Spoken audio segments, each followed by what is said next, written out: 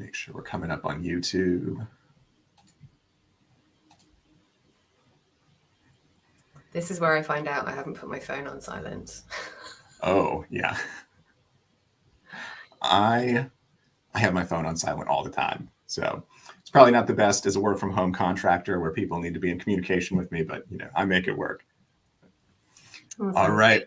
I think we're going here. So hello, everyone. Welcome to the broadcast. And thank you for being here today. I have a very, very special guest. We're here with Harlequin Presents or Mills and Boon Modern author Pippa Roscoe. Pippa, how are you doing?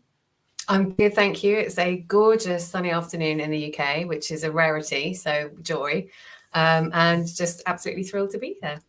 Oh, good. And we are thrilled to have you. And we have an audience already. My good friend Nicole is here. Hello, Nicole. Hi. This is going to involve me doing a lot of kind of like manic hand waving. Oh, no, it's all right. It's fine. I do that anyway when I'm talking. I'm always like this, so it works out. All right. So I love to start my live streams with covers, like big cover junkie. So did you bring any covers for us to share with us today? I did my homework, which I was very, very proud of. So I think I'm going to start with the latest two because I think the Harlequin team have just completely outdone themselves. Oh, yeah. This may be familiar to you, which is yes. the cover for Snowbound. I've got mine here too. Matching, snap. And then book two, which is absolutely stunning. Got a physical copy. I think I may have slightly threatened the Harlequin design team and was like, if he is not holding her in his arm, I may go on strike. And I found this one, which was my first manga edition. It's just incredible. Yeah, that's lovely. It's absolutely stunning. And I kind of basically teared up the first time I saw it, thinking I'd never have one, and it was just incredible. And then I think I have one of the most important ones to me, which was my first cover. The UK one, yes. Oh, I love those. And it was such, it's just such a beautiful cover, and to be able to have them on the UK, because the same cover used in the UK and North America was like kind of very, very special, and I was very excited. So that's my show and tell. Yeah, so they used it in both in the United States or in North America and in the UK.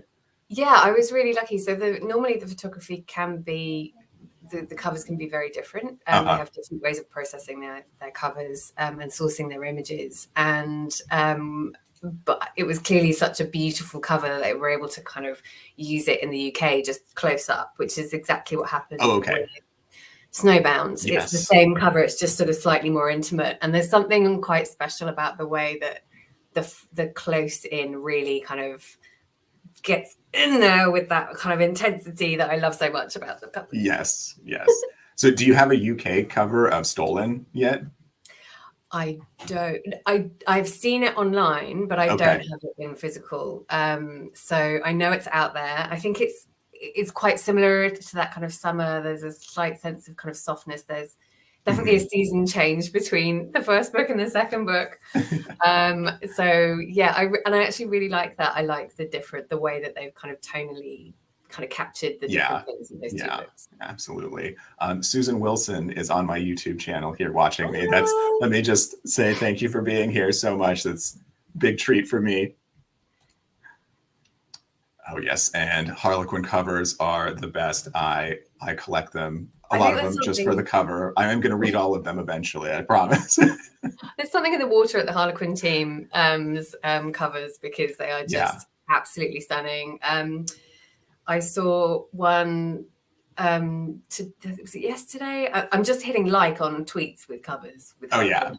It's like, this is stunning. This is gorgeous. Maya Blake's latest cover is amazing. Jetta James is also amazing. And they're just like beautiful, just great. Oh yeah. And Darby's new cover for hers is Bloom Where You're Planted. I was just like, I'm just look, there's like space for a frame. Like, that is stunning. Oh, I know. And I am thrilled today because I actually got an advanced copy of that because HarperCollins asked me to do a video for the the Harlequin YouTube channel about Very it, featuring nice. it. So I'm super excited to get to So that one. how much do I have to pay you to get it off you? Well, it says it's not for resale, so it's Okay, so maybe if I don't pay you, then you just give it to me. yeah. It's fine. Yeah, there we go. We circumvented that way. And you're talking about the art department. If you have anyone's ear there on the podcast, we've been talking about having someone from the cover designing team on to talk with them about their magic that they work. I'm sure they would absolutely jump at it. It's such like it's such a removed part of the process from us, and these beautiful covers just appear. And the actual kind of practicality, which may have changed since since my time, but just absolutely like thrilling process. So I will put in a word. I'm sure everyone watching will be like, at Harlequin Art Department, please. Yes. So if anyone in the chat has anyone's ear there, we'd love to feature them. So let's talk about your latest release. It's Snowbound with His Forbidden Princess. This is the first book in a series that you've already finished writing, which is amazing. And so go ahead and tell us about Snowbound. So I think you'd thankfully given me a heads up on the questions. I appreciate that. I think you'd asked me for the elevator pitch, and I was like, oh my God, the stress. Reduce this. I mean, if you ask an author what they fear most, it's basically synopses and elevator pitches. Yes. But I think so. I did give it a go. You can mark me out of 10. So the elevator pitch would be, and I've got notes because that's how geeky I am. Perfectly fine. Loads of notes. A broken-hearted princess on the brink of sacrificing everything confronts her lost love and discovers that she is strong enough to fight to have it all.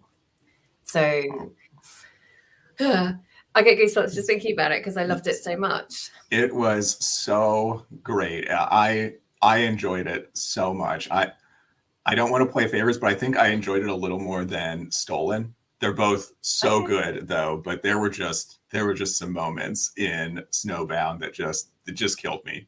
Okay, you can keep going because you can tell me all about it. Like we could just spend the whole day of you lavishing me with your favorite scenes. I'd be happy. When she left without saying goodbye and her motivations for that, and I'm just like dying inside because it's like I understand, but he's not gonna understand, and then it all comes together. Oh, it was just so great. It's funny because I think in some ways I was about as mean as I could be to these two characters. And I was trying to think about why that was. And I remember thinking, I want to write the tearjerker. I want to give it a go. Mm-hmm. I don't feel like I've quite pushed myself in the past to do that. And I think I found a way of doing it that worked for me, for me to be able to kind of like access those emotions. And it's really hard. I don't want to give too much away. But I think for me, the real crux of this story was the fact that they did love each other. Mm-hmm. And it wasn't denying that. It was that they could not have what they wanted and do and be who they wanted to be. Right. Yeah. It's like that was the tension that I really loved. I loved exploring that tension. Mm-hmm. And they wanted so much to be angry or stay angry at each other and just couldn't do it. I live for that stuff. Alicia's going to be reading. I'm sorry, Karen. Yeah. Oh, no. It's your show. Don't say that. I'll just stop talking. I'm terrible. I mean, when you said you can go off on tangents, I was a bit worried because I was like, I don't think you realize how much I'll take advantage of that. Oh, no, that's how we do live shows here, at least with my group of BookTube friends. So fantastic. We love it. But Alicia's going to be reading Snowbound in April. So Alicia, you're going to love it. Susan can't wait. All right. So next question, or kind of a comment, is there were 3 Snowbound books that came out about the same time. So there was Callie Anthony's Snowbound in His $1 billion bed, and then there was Danny Collins' One Snowbound New Year's Night, and then of course yours. And they all had knockout covers, of course, just like Presents loves to do. Do you know if this was planned, if the theme of Snowbound was just going around, or if it just coincidence? I think probably part of it was coincidence. I would imagine these were published November, December, January, February. I think so. Yeah, so I would imagine that actually coming up to Christmas, you want that cozy, the hot chocolate feel, everything's getting cold. I mean, cold in the UK, not like lovely and lush and snowy, like just grey and miserable. Right. Well, like Callie in Australia, who it's sunny and warm. Exactly. Yeah. And I think it's what you want during those kind of winter months. You want that kind of snowbound romance that you can't escape. And there's a really wonderful kind of forced proximity that's created by the snowbound that I love, because you can't just walk off. You can't just storm off. I mean, Kel tries to, or Chell, sorry, I must admit, I will give a caveat. I'm really bad at pronouncing his name, and I'm trying my best to remember. Yeah, it's actually a question I had for you was, so I just read it as Kel, so I just dropped the J, but it's probably mispronouncing it there. So from what I can tell, the best way to pronounce it is Chell. But I will hold my hands up and say that I think when I was writing it, he did slip into Kel quite a bit. But but I really, really loved the name and loved the kind of like aspect that his ancestry brought to the story as well. So you actually you have some very interesting names in your books, and so how much thought do you put into that, or do they just come to you? So it's a really funny story, because for the first 10 books, and I'm not going to lie, for the first 10 books, the copy editor changed the spelling on at least like one character in every book, like whether it was the main character or the heroine's sister or mother, or it didn't matter how many times I Googled a name and the spelling and the history and checked it, the copy editor changed it every single time. So I gave up. I mean, I spent an inordinate amount of time picking names, and but names are really important for characters. And I've known writers who will, if they've changed the story so much to write the story that they know it needs to be, sometimes they'll just change the character's name. I remember my second book was complete rewrite. I mean, like complete, drastic rewrite. I think the second book is quite often one of the hardest ones to write, because the first book is written and you don't know what you're doing. You just write. You're just full of this beautiful, blunt force ignorance that allows you to put word on the page after word on the page after word with no fear. It's all fine. It's not really going anywhere. When you get to the second book, you're like, oh, I know what's coming now. So that's a little bit harder. But so the hero in my second book started off as American. Okay. And I can't even remember his name. And I had to change him. He became Italian and he became Antonio, and it was a completely different story. But I am so thankful for the very kind editor who worked with me, who opened her revision letter with, "This isn't really a Presents story." Which that's, I don't want to say that's fair criticism on you, but Presents definitely has. Oh no, it was totally its theme. Yeah, it was absolutely 100%, and well done to the editor, to the amazing, fabulous Sarita Domingo, who gave me that note, because it was absolutely spot on, and it was the kick that I needed to refocus the story to where it should be. And which is what a great editor does. So. Did you consider like keeping close to an original draft and just submitting it to Desire? What? No. Although actually it's funny, but maybe it's not a bad idea. You've already got it almost written, right? Pretty much. No, I mean, like, it was significant. Like, I think I changed about 42,000 words out of 50. Oh wow. So it was a complete. Yeah. And it's a completely different story, really. So. Well, Carrie, welcome. Thank you for being here. Had to change the name when changed the story as well, so must be a common thing.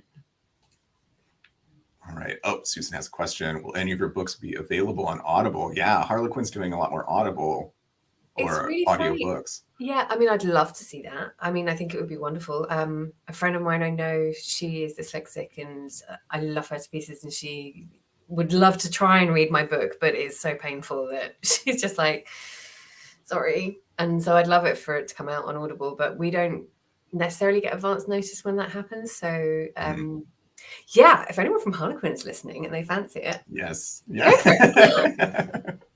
And could I just say, you could narrate your own audiobooks, I feel like. I don't know if that's anything you'd want to do, but well, yeah, it would increase my royalties. I'm not going to lie. There you go. Hi, Julie. Julie, hello from yesterday. Oh, Toronto. I read it tomorrow. Goodness gracious. That's okay. That's very meta. I'm all up for that. It is hello for tomorrow. Okay, so you kind of already went through this, but I'll ask it anyway. Take us through your thought process of coming up with the Royals of Sfardia series and where it started, where it ended up. Okay, this is fun because it started kind of a bit about turn. So I started with Lycos, who's the hero of the second book, Yes. because he is the best friend of Theron, who is in a previous book. And he was a secondary character who just stole the show. I mean, I feel really bad for the hero of that book because I think no one remembers him because Lycos was so good. In fact, when I was editing that book, I had to take out whole sections that were just Lycos being fabulous. Really? It's just really bad. So I knew that I was going to come back to write him. He's a very special character. He just launched onto the page fully formed with a personality that I had no control over, which was a joy to write. But I knew that he would need someone really quite special to stand up to him in all his absolute glory. Yes. But I knew that I knew how his book would start. I think, as a kind of the famous, renowned pickpocket of Boreas. I needed him to steal someone from their wedding. That was like the image. I literally the kind of fireman's lift, the hoist, and the out. And I was getting really excited, and I was working on the backstories and the conflicts, and I was kind of, fleshing it all out and trying to work out why this person couldn't get married, who she was. And I got a phone call from my editor asking me if I would be interested in joining the Jet Set Billionaire Month from Harlequin Presents in March. And I was like, yeah, of course. Like, I'd love that. It's great. She's like, oh, brilliant. It's set in sort of Scandinavia. And I was like, Lycos would not be seen dead in Scandinavia. He is a hot weather man who, had a hard enough time with Norfolk. So there was no chance he was going to go to Sweden or Norway but I thought it would come in really well with potentially the heroine from book 2. So from there kind of became this trilogy, unfortunately. Still really sorry about that for my editor. About this royal family of a fictional Scandinavian country. And I liked that because I could go completely dramatically to town on palaces and culture and rules. And so that's kind of how Sfardia came in, and Freya naturally came out of that. And one of the things that I love exploring about royalty specifically is that kind of real tension between duty and desire, and sacrifice and self-sacrifice, and when is it right, when is it wrong. I loved it. I loved being able to write the Sfardia royals. They were just fun and just, it was just playful. It was just wonderful. Oh yeah. And well, we are not upset on this side of, as readers, that it ended up a trilogy. So thank you very much for giving us that. You're welcome. All right. So there was a moment in Snowbound with his Forbidden Princess where Freya and Kell share a dance. And this is after the whole Snowbound part. And I made a tweet about it that moment just about killed me. So we kind of already talked about this, but how hard did you have to work to get that moment to be just so heartbreaking?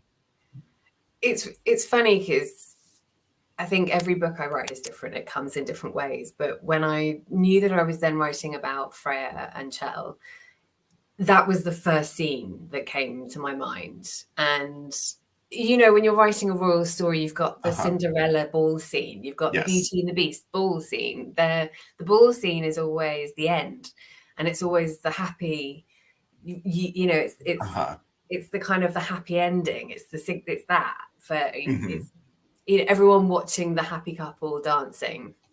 And I knew that I was wanting to use that scene in a different way, and I wanted to use that scene in a way that was the opposite, was going to absolutely sever these two people, and but I wanted it to be that kind of "I love you, but I can't have you" moment.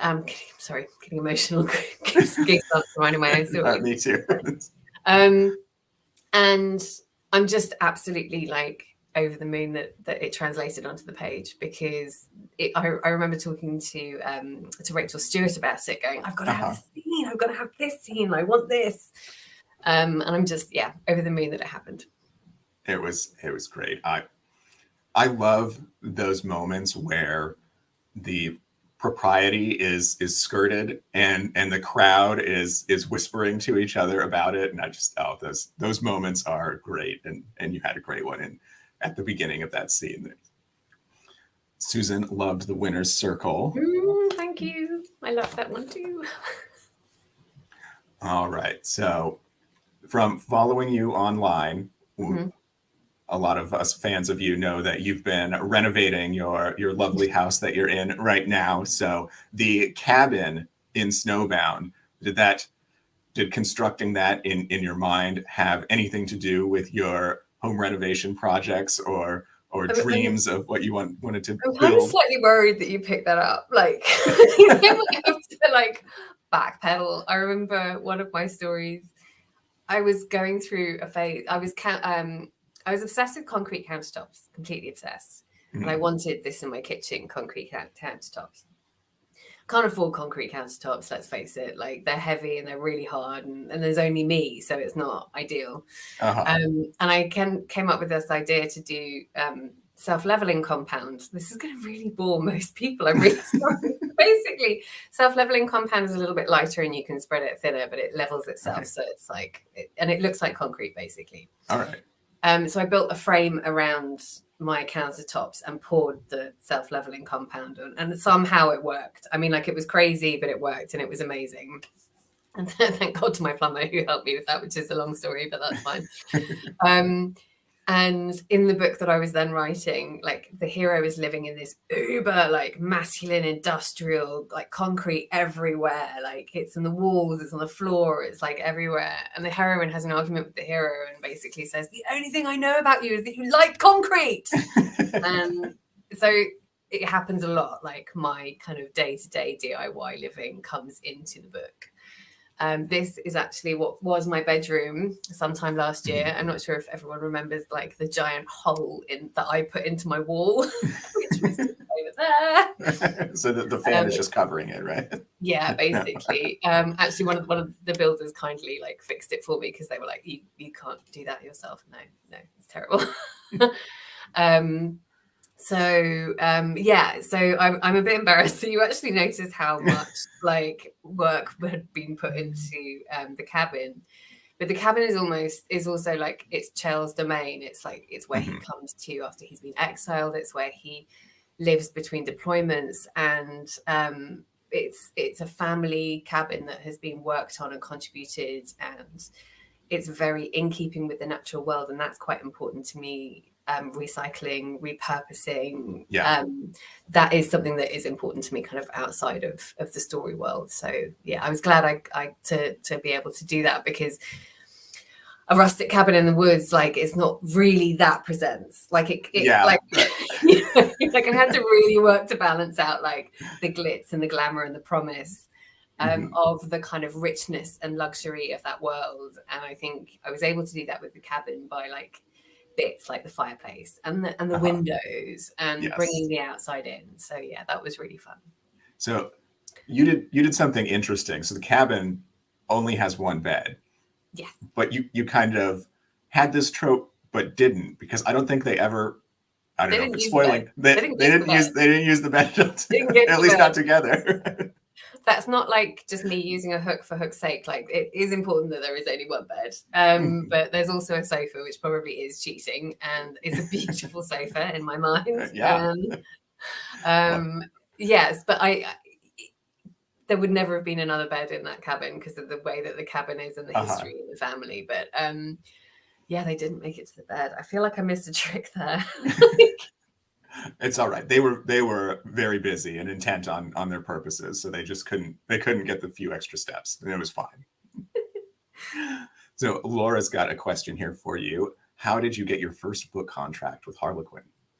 So I had, this was quite an interesting story. So I was working for Harlequin as an editor, and I was living in London, and on a single person's income. I had a mortgage on a flat, and it was quite tough. And the kind of lifestyle, not of editing and not of Harlequin, but the London lifestyle that I honestly thought I would never leave, became quite kind of intense and quite hectic and stressful. And I realized that wasn't what I wanted from my life, and that actually what I wanted was to be able to kind of spend more time with my family, who are mainly up here. Yeah.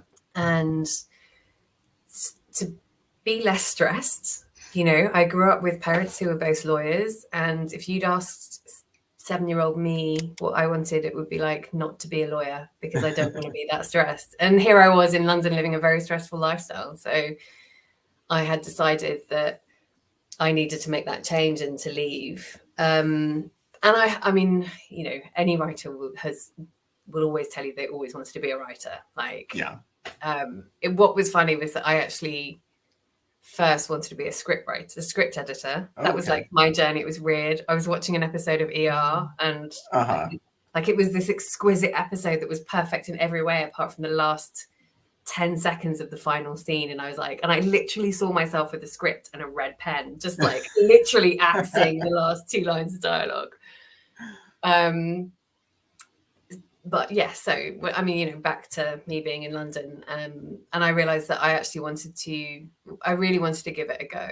I really wanted to kind of be a writer, and wanted to make that lifestyle change. So I pretty much I did the thing that no one does. I sold my flat, I moved, I came up to the country, and then submitted what was my first book. And because, sorry, this is a very long-winded answer to your question. I'd had this idea in my head, and I couldn't let it go. And it was, I wanted to see if you could write a presents in real time, like 24. I mean, it was years after 24. But I was obsessed with 24 and I loved it, and wanted to write like a chapter per hour. So, and once that idea, like I just couldn't get it out. It's like an earworm. It was like, this would have to happen, and this would have to happen, and this would have to happen. And so very, very nervously, an ex-editor handed in a manuscript and was like, do you know, this is where I just did a thing. Like, she just have a look at it. Like, it's fine. Don't worry about it. And that really, like, very, very, very painful, embarrassed. Like, please just don't. Just say yes. So I was then on a date about, a year later, and got a phone call from Flo, who was like, hi. I was like, okay. And my brain has to work out things first. I can have an emotional reaction after the fact. Like, if you ask me how emotionally attached I am to my book, it's not until I finished it that I have the full, like, so she's there, she's like, oh, she's offering me a contract, and I'm like, inside, like, and I was like, okay, but what are the details? Like, I need to know what the it's just the most kind of brutal, me being really kind of like, okay, so then this and this and this. And then I got off the phone, and then I was like, oh, I'm still on a date. Hi, sorry about that. Just got off on a romance book deal. Amazing. Yeah. Well, you got to look very impressive in your date there. I Very think I did. in-demand author right here, sorry. Sorry, I can't talk to you too busy. No, Yeah. we didn't. I don't think it was that why we didn't last, but it's fine. Well, Carrie is glad that you made the change and gave us your wonderful stories. We all are. And Laura loves the concept of your book, your first book there. Oh, thank you, Nicole. All right, so that kind of leads into, I'm going to skip around in the questions here a bit. But so yeah, you worked as an editor before you started writing books. So now in your writing process, have you ever had any kind of email sparring matches with the editing team, and when you get your editor hat on and say, no, I don't agree with that? It's a really funny process because no, it's strangely, like, I think in some respects I feel like I have a massive advantage in that I honestly, genuinely, truly believe that revisions make a book better. I've never didn't put it on silent. Sorry, just going to do It's that okay. now. Oh God, like mistake number one. It's fine. Probably saying God, mistake number two, but let's move on. So yeah, no. So the short answer is no. Of course, I'm like impeccably well behaved and like the best author. Oh, of course, yes. Really, really not the case. But I have never known a situation where revisions have ever been to the detriment of a book. I also don't feel like the first draft is the finished product. Mm-hmm. So I think coming in knowing that it's normal and healthy and important to have revisions. I mean, I've definitely had I maybe had one book in my time when I was just like, actually, it's fine. It doesn't need anything. But like, that's not a goal for me because my first draft is intentionally not a finished product. I mean, my sentence structure is bad on a good day. So I need like time. I mean, one of my mum's my favorite comment from my mum, when she read the first draft, the first book, she was like, "Oh, it was good, and the grammar was amazing." And I was like, "Because I didn't do the grammar. One of my sentences had been copy edited." So I write long and complex and convoluted in sentences that I don't even know sometimes what means at the end, what they mean. I write like I speak, as you can tell. But my difficulty comes when my editor doesn't pick up on the things that I'm expecting her to pick up on. Like, okay. Like, you didn't have a problem with this? Like, that was fine to you? And she's like, yeah. And I'm like, oh, okay. Oh, all right then. So I like literally pick more holes in my books than I think my editor will. For like, I just think that's part of the course. But no, I mean, I've been very, very lucky with the two editors that I've worked with, three if you want to include Flo, my first one, like that there isn't a piece of advice that I've ever been given that I've thought instinctive. That's a lie, actually. There was one. There was one piece of advice that I knew was wrong and I listened to it and I probably shouldn't have, and it really stopped the book for a bit. No.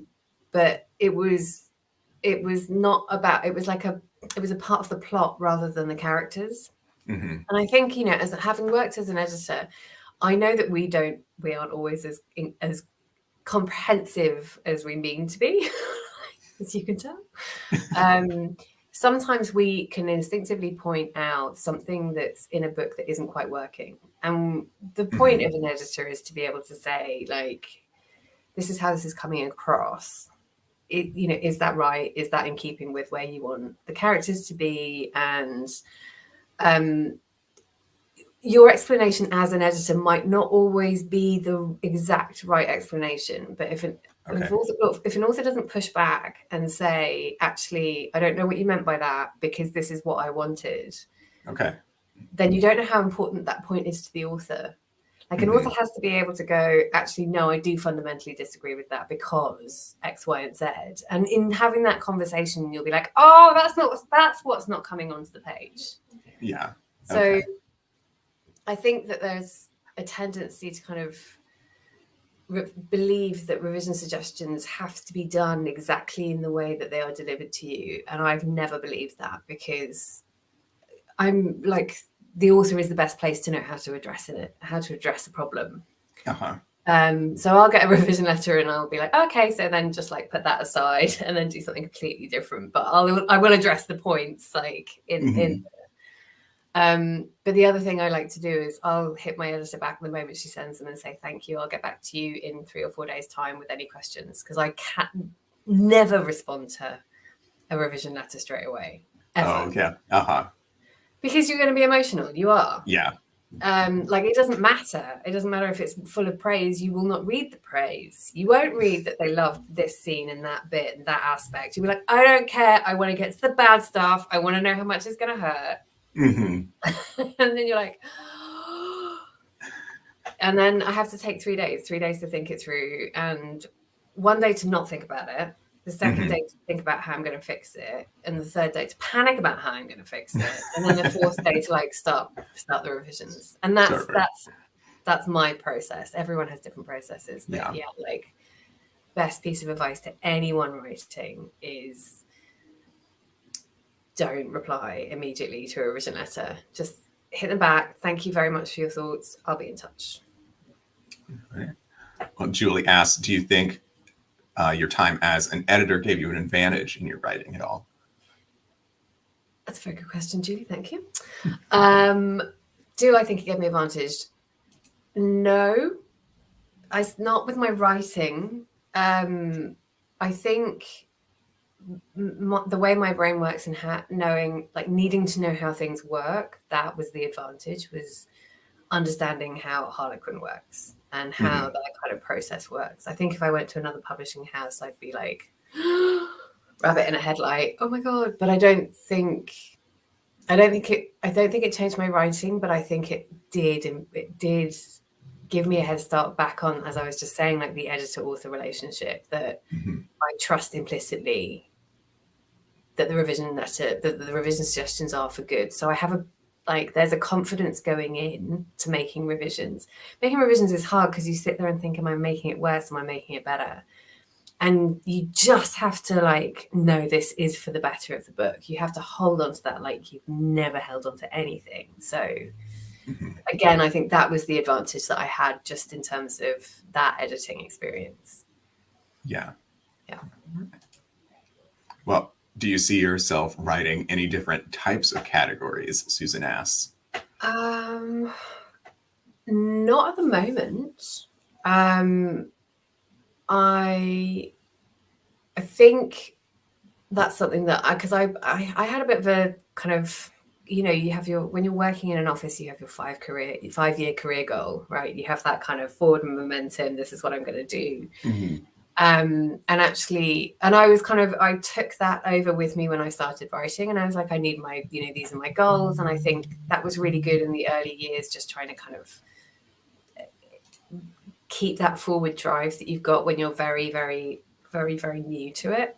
And then I got to about 2 years ago and was like, it's not helpful for me right now. Actually, I need to drop all kinds of I need to be doing this, I need to be doing that, I need to be branching out. So I'm not doing anything other than presents till 2025. That was the end. That was the end of my thing. The end of my my thought process was, I just want to get my head down and really enjoy what I'm writing now. Like, the world is changing so much, left, right, and center, that I just want to. I want to be able to enjoy the books that I'm writing now and really give them my all without potentially splitting my focus. Because as a writer, that's it. That's the death knell. The moment that your focus is split, that's it. And if my brain is kind of, come over to this side. Yeah. I'm not gonna lie, there is a romantic suspense in me somewhere. I would absolutely love to do a thriller. My teenage reading was suspense and thriller and psychological thrillers and crime, and my dissertations at university were both about crime. So I'm really kind of quite, I could one day, maybe in the very long distant future. All right. Well, we look forward to it. Yes. So there's something about presents that they're just so good every time. There is something magical about presents, and I think there's a loyalty in their readership which is incredible, which is very humbling to write for. Very aware of the kind of the legacy that is Harlequin Presents. There is nothing like it. I mean, obviously there are absolutely incredible talents out there writing incredible romances. That's not what I'm not saying anything other, but you're not taking a shot at anyone. I'm not taking a shot at anyone. But there's a special thing about Presents, and it's incredibly, like, I'm just honored to be part of such incredible company for while I can be part of it. So yeah. All right. So in Snowbound and also in Stolen, you did it again. You teased a pairing that I was very much looking forward to. I love Stolen, but was a little frustrated that we didn't get this pairing, and that's between I guessing it's between Alexander and Hina. But are you I'm not going to say no. I'm like, well, yeah, right. I'm thinking, keep on checking online for when the blurb's going to go up. So I know I was looking for it today. So. Was it up there? Like, honestly, I'm terrible. I'm like the last to know, like when the books are even on sale or when the cover's out. Or I was searching your name on the Harlequin website, and they have the title there, but they don't have a cover yet. But I should be patient then. Yeah. Well, yeah. Oh, being patient. It's so difficult sometimes. So was it your idea to just torture us with dropping those little hints along the way? And absolutely, it's all me. It's funny because I think it's something that's a hangover from when I was in TV, and I worked on a long-running medical TV show called Holby City in the UK. Just a little bit like Chicago Hope and A.R.R. Like, I'm showing my age. That's what it's like. And I absolutely loved it. I love serial storytelling, which is like the kind of the continuity arc of the like the higher story that's separate from the kind of individual characters. So if I'm writing a series that I know are linked books, then it's important for me to just kind of to set up the characters who are going to be in like the next book and the book after. If there's a trilogy, I will never write more than a trilogy. And Hannah, I promise, like my editor, I promise I won't write more than a trilogy. And but yes, so I love seeing that, and I love that as a reader. You know, I mean, I would read Annie Burroughs' historical novels, and her characters are all like, I think every single one of them is linked in that way, and I think you could almost do that with mine. And they jump around a bit, but I think there is characters that I like to kind of loop. And you know, I mean, like, it's not above me. I'm sitting there thinking maybe I should just have like these two secondary characters that just chill and stay secondary characters. They just show up in like the glitzy, glamorous, like background lifestyle story. Yeah. So have all of your books kind of connected together? Now I know the Rose of Spartia is connected to the Diamond Inheritance, but are any of your other books connected? Yeah. Oh God. No. Okay. So I should have done this before I answered that question. Right. So book one. So the hero in book one appears in book 4. So the hero from Conquering His Virgin Queen comes to the 4th book. We claim. Can't remember the title. The Last of the Winner's Circle. And there are 3 that come in the middle of like a duet and a trilogy that are linked by character, but they're not linked, if that makes sense. So like one is a brother and sister and one is the brother's best friend. So yeah, I think actually like pretty much they're all linked, and I like that kind of Easter egg, and you know, having like the return of the character, and you're like, oh my God, look, they've got kids now, or they're still arguing, or you know. So I really enjoy that, and but I think my attention span really only goes to like the the books either side. Like otherwise I just get a bit kind of confused and get lost in all of it. And then I forget what the copy editor changed the names to in the first 10 books, and I spell them wrong. Well, Laura asks, do you come up with your own book titles, or does Harlequin choose them? Harlequin chooses them for very good reason. So having been on a titling team, I don't want to say that I'm terrible at titling because I've titled other people's books. But also they're in a position to know when you're publishing 8 books a month for one series, you want to make sure that the books are individual enough to be recognized separately. You can't have like 4 Greek billionaires. We do sometimes, but you can't call them all 4 Greek billionaires. Right. So they are much more aware of where the marketing is saying that the readers, what the readers respond to. So they're in a much better position on how to kind of package the book, how that book can feed into the cover, how, that can all feed into the manuscript. Like it's an incredibly detailed process. And I'm just thankful that they're happy to do it. But I mean, with titles like Snowbound with a His Forbidden Princess and Stolen from Her Royal Wedding, I am not complaining. No. I love them.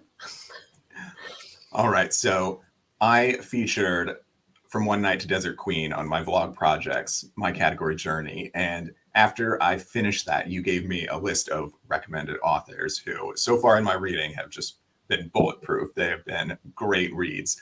And so we want to do a little game here. Well, or I'll give you a name and I just want you to gush about that author for a bit and what makes them so great. All right. So I've got 5 here. So we don't take up too much time. So Naima Simone. Oh, I mean, she's just amazing. Like, I mean, you see, this is where I get completely unintelligible. And I just sort of stutter over like praise. I love her writing. I love how emotional her writing is. I love how sexy her writing is. It's like that real kind of visceral, do not read in public. I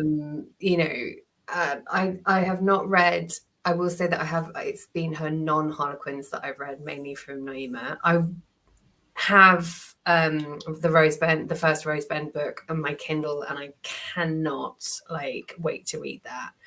That and They Lived Happily Ever After by Therese Bahari is like they're my when I finish this book that I'm writing now, that's what I'm going to dive into. She did one of the most perfect black moments I've ever read. She did this American football series and the first 2 heroines were twins, which it's a trope I love. Like, she's standing in for her sister. I feel terrible that I cannot remember this book's name. I'm so bad with names. We just talked about titles. But we got to the black moment and I was just like, it's just perfect. It was just it everything slotted together in that kind of just perfect emotional algebraic symmetry, which sounds really weird, but I quite often imagine how stories work in terms of kind of algebraic equations, and that sounds really weird and wanky, and I'm sorry for saying that. I shouldn't have said that. God, it's only 9 o'clock in the morning for you guys. I'm now going to blush. It's fine, move on. But it was just it was perfect. It was perfect in its heartbreakingness, if that makes sense. Yeah. So, and I was just like, that's it. I'm done. Like, I will never write anything that good. That's my feeling about Naima. Awesome. All right. Amy Andrews. I'm really worried about my swearing because I can't get excited about these authors without swearing. And just in case you're interested, I did this in my interview for Harlequin, which was really embarrassing. She's wonderful. She's amazing. I remember I was really ill. And I was on the sofa and I was binge reading romance because you're just when you're just I just need it. Yeah. And I read DILF, which is The Doctor I'd Like to. Oh, yeah. And I tweeted at her and I was like, I'm reading this. And she's like, you can't read that. It's too sexy. I don't know what you think about me. This is fine. This is right up my street. I'm all good. I'm loving this. I love her heroines.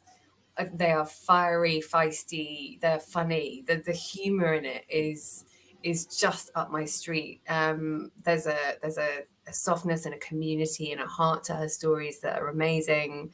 Her medicals are fantastic. Her like her kind of Beyond Mills and Boom books, I mean, which I think Dolph is actually one of them, is just like her, who's she write for? She writes for Entangled, I think. So. And just download it all. Like seriously, like it's joyous, it's sexy, it's fun, but it has the emotional underpinning that isn't too much. Like sometimes presents can be a lot. Like there's just a slightly lighter touch, and it's just no less like emotion. It's just behind. She's wonderful. Oh yeah, and she's a fabulous person as well. She's amazing. Like she's just. I was so lucky to kind of meet her in Australia and a load of other incredible authors in Australia. And that's great. She's inspiring on a kind of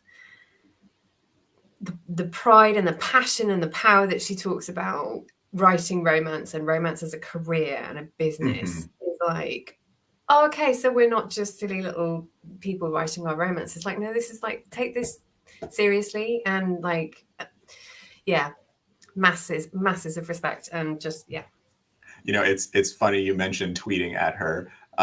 She was on one of Lucy Monroe's live shows, and it was right before an episode came out of the Category B Romance podcast where you and Brie and Sarah read one of her rugby romances and we're talking about it, and I just brought that up that the next episode is going to be about Amy's book, and she hides her face and is like, oh, it's so rough for her when people mention that they're reading her books. I do it all the time.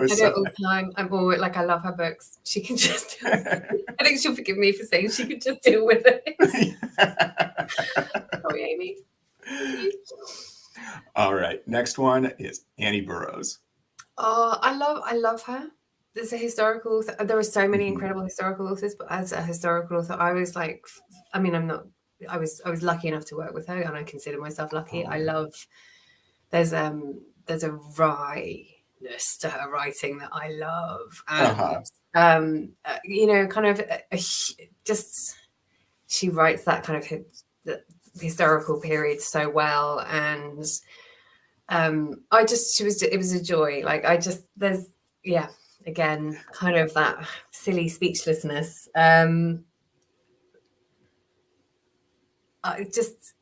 love the setup. I love how she thinks about story. I like how she creates this this tension between the hero and the heroine. I just love it. It's like fireworks and it's historical and it's perfect. And I'd eat those for breakfast. Yeah, I read A Midnight Encounter and I was just loving every bit of it. Just the awkwardness of the interactions, but also that kind of there's an observation in her narrative that we don't get. That I don't feel like I get to do in contemporary. Like it's almost like omniscient narration. It's almost that kind of away from the point of view of the hero and the heroine, and but it's that kind of real the judgment and I don't know. I love it. I love that way she does that. All right, Sharon Kendrick. The Queen? Yes. She's just the Queen. That's that simple. I was lucky enough to go on a writing course with Sharon before I actually started working for Harlequin.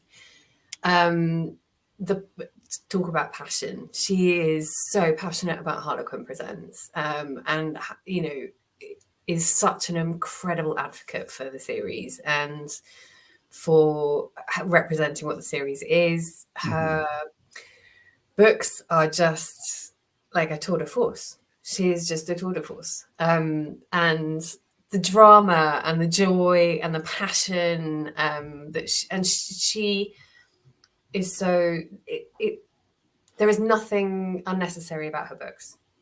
Okay. Everything is kind of,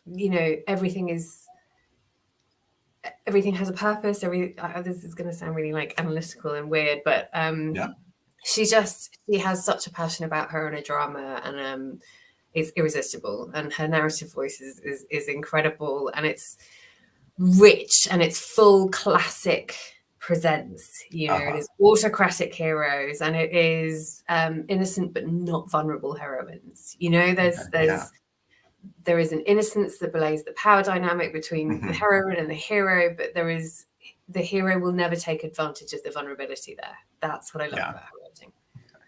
All right. You are in safe hands. Do you know what I mean? Sorry, yes. You know I'm going to carry on, but like, yeah. Right. And I had to put this one in there. Rachel Stewart. Oh no, she's terrible. Don't read her. Yeah. She's fantastic. I mean, like, what can you say? Like, her dares are amazing. Her true loves are amazing.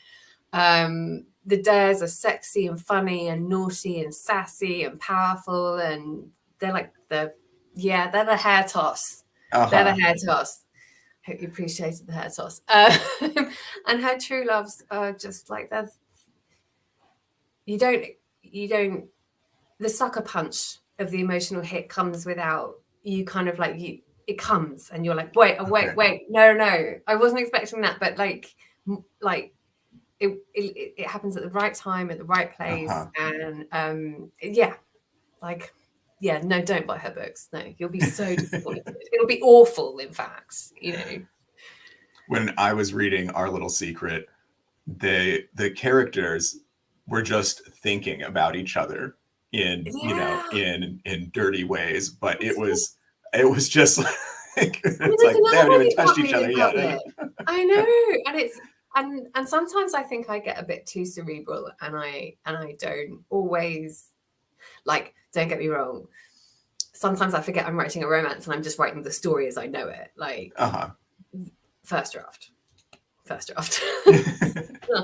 Hopefully not the finished project, but there is it's constant with her writing, which is incredible. It's like every beat is a sensual, emotional touch point, just constant. Like you can't put it down because it's there the whole time, you know.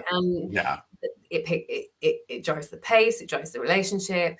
I've talked about her enough. Like, my God,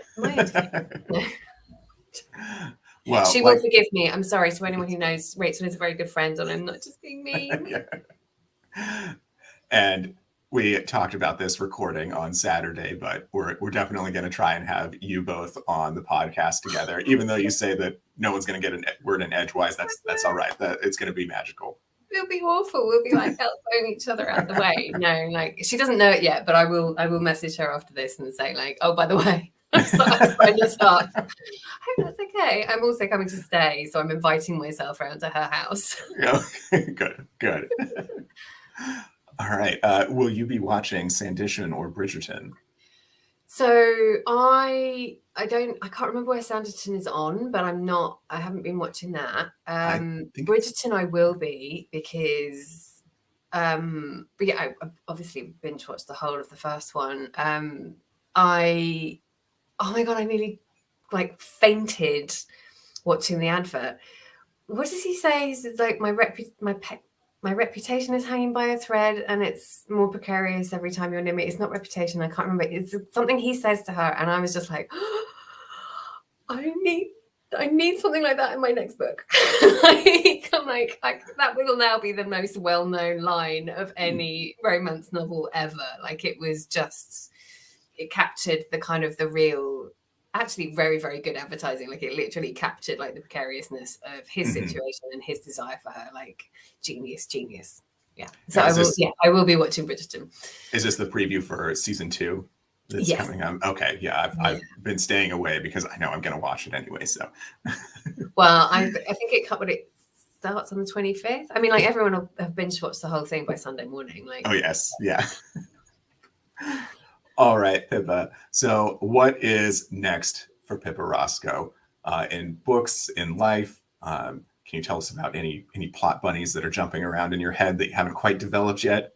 Yeah. So life-wise, I'm going to work on the garden next. So the house is kind of pretty much done. Awesome. And unless the self-leveling compound countertop cracks, and for all my wonderful praise that has happened. No, so the garden is the next thing. My sister and husband are like amazing in the garden. They have like this like Pinterest, Instagram perfect. Like Oh. you wouldn't believe, it's almost hideous. Like you don't want to look at it because it hurts. It's too pretty. Unfortunately, mine tends to look like a kind of concrete jungle that I've just neglected, and everything's awful and dying, and the only thing I can grow are weeds. And it's, I mean, like literally last year they were like up to my waist. I'm not exaggerating. Oh, you're preaching to the choir here. I pay someone to deal with my yard. Well, so I've been known to kill bamboo, so it's really bad. And these sort of landscaper, like I was talking to, like I just need some help. We need to kind of cut the whole thing back. So that's the project. So subsequently, I've now been lusting after tiles to cover my like hideous concrete walkways, and now I'm obsessing about tiles and tile cutting, and I've got to work out how to do that. And I'm sure there will be something to do with tiles in a book in the future. Yeah, all right, we can't wait. As for writing, yeah, the book I'm writing now is not playing ball. It's being very mean. Oh no. But I'm going to stick with it because I know that I've had books like this before, and sometimes they just take what they take. And but I love it, she says in a kind of really passive aggressive way. I love it. It's not loving me at the moment, put it that way. So I have a Spanish billionaire hero who is faking amnesia. Oh. Really, really annoying his wife, who he's been separated from for 6 years, who's come back and has to kind of pretend that she's still married to him so that it doesn't like upset his amnesia. Only she knows that he's faking it. So there's a lot of game playing. I've sold it. There's going to be a hairless cat that like shreds his clothes and the curtains and is hideous. And there's a man hater. But I think there's going to be a little bit of a bromance towards the end. Oh, excellent. It might be one of those ones where actually that relationship is more important than the hero and the heroine. Right. Yeah. But yeah, so I'm working my way through that. I'm really enjoying it, but it's not enjoying me at the moment. It's funny. My spouse doesn't read too much romance, but when they do, it's male. And so sometimes I'll be describing something I'm reading and I'll be talking about two best friends, and they'll be like, oh yeah, okay, go on. What's the I'm like, no, that's it. And, no, wrong one. They're like, all right, I'm done with it. So what does she make of your amazing romance collection? Oh, they roll their eyes at it, but they know that I enjoy it and that I'm having a good time networking and being a part of the book talk community and everything. So it is incredible. It's incredible. And I'm just going to turn the interview and start interviewing you. And I think like maybe we're not ready for that because I'm like, I've got so many questions. Yeah, no, they're great about it. They give me a hard time, but I still love them. So. Very, very familiar with the hard time. Like, the when are you going to write a proper book? That's the fun one. No. Romance. My favorite one was the guy that came and picked up my car. He fixed the car, but was like, so is that based on your own personal experience? Because I know that writers, write from experience, and I'm like, it would be a very different kind of book. Very dull, and it would be all about DIY. Yeah, that wasn't meant to be a double entendre. I'm sorry. No, it's great. I'm a dad. I live for that stuff. Have you guys even had coffee yet? Like, I'm worried about you. Like, I'm corrupting your mornings. Oh no. I get up at 5 a.m. and I actually survive without caffeine, believe it or not. No, that's it. I'm done. Like, I'm out. Like, I've literally got like decaf coffee for this afternoon. So that's okay. So I know I'm at the end of questions, but I got to ask you this since you kind of brought it up. So I'm a bit of an amateur. I'm an aspiring author, but I for the first time it was one of my spouse's friends came over and they're like, oh, you write. I've got an idea for a book. You write it and we'll split the money. And first I'm like, what money? And so rude. What do you, I'm sure you've gotten something like that. And how do you respond to it? Or what are some of your favorite takes? I've actually never had that. Interestingly, like sorry, this is going to be really like, we're just getting to grips with it. Like, it's really hard because when someone does something like that, you're the offense that you feel.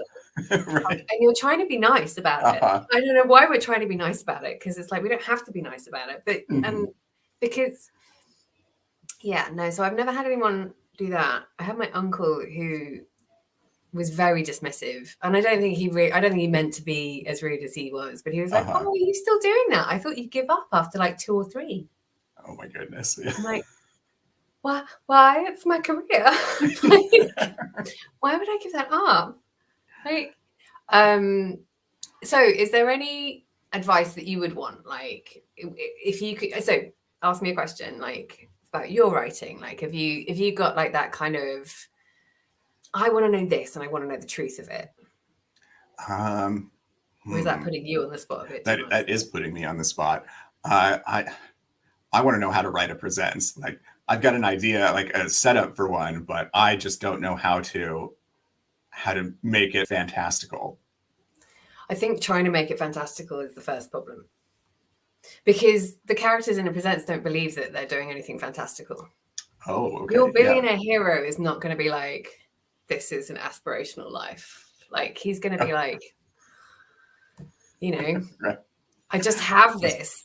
The arrogance. Yeah. The arrogance is like that kind of the ownership. I think outside looking in, it looks like you have to create this kind of fantasy world. I think you just kind of slip into that world.